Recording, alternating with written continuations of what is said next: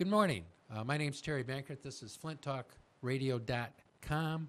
This is the podcast 8/16/2008. We're breaking this into 3 to 4 minute segments.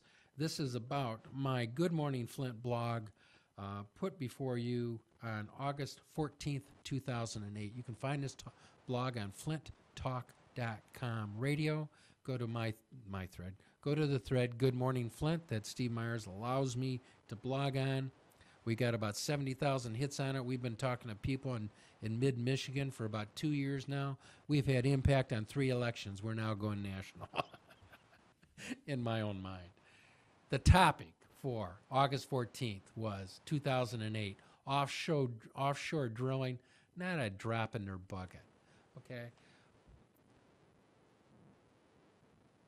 Compromise is the essential ingredient of legislative change.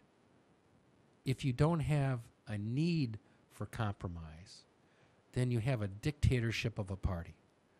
We want competing interests. It could be a half dozen parties. Nothing in the Constitution says it had to be 2, but you know what? It is 2.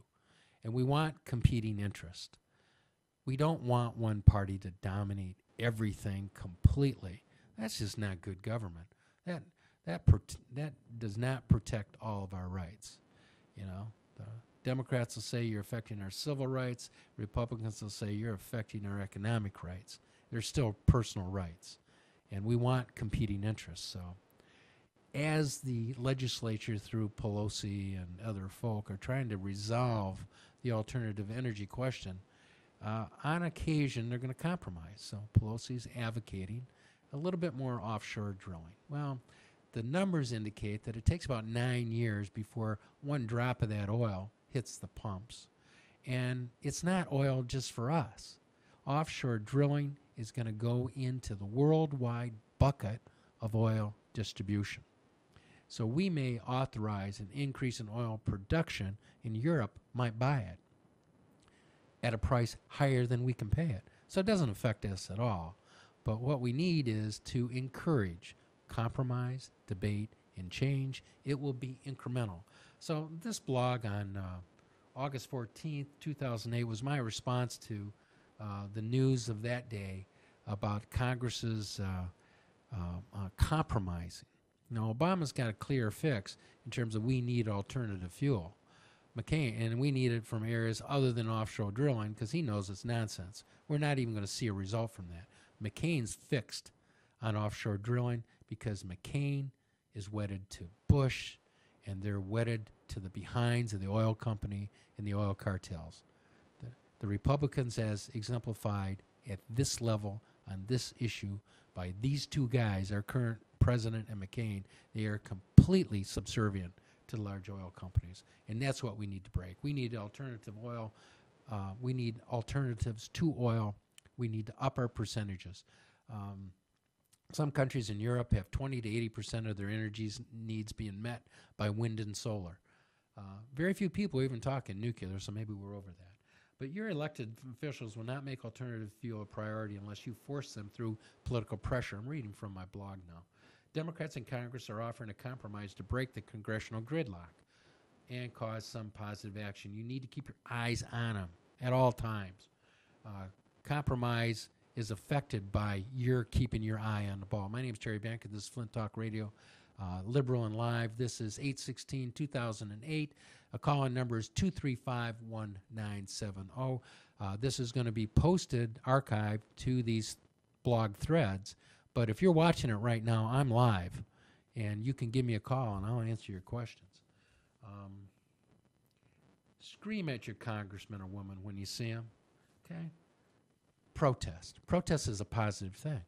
Complaining and protesting is a legitimate way to get involved in public policy debates.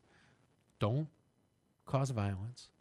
Don't trespass or destroy property, but lobby. Scream at them, write them letters, put signs up, show up in their office, flood their meeting chambers. Okay, we need alternative energy in this country, and the only way it's going to happen, because most of these guys and gals aren't doing their homework. They couldn't tell you alternative energy from yesterday's football score. But if they're facing 100 constituents, they're going to say, maybe I ought to pay attention to this. That's how this process works. Most in Congress do not know or cannot act on the fact that the country needs alternative fuels a policy priority. For Congress to act, compromise is necessary. It's a fact of life. Watch closely to see what is traded off. We must force a shift to alternative fuel. We must force a shift.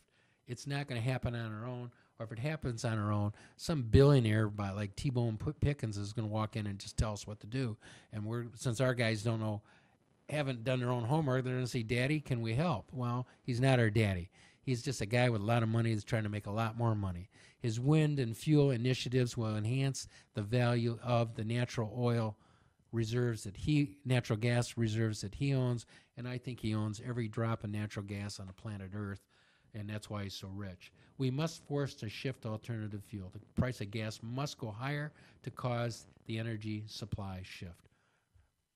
I'm not advocating that you got to pay more money at the pump, but on a supply and demand model, gas is going to keep going up.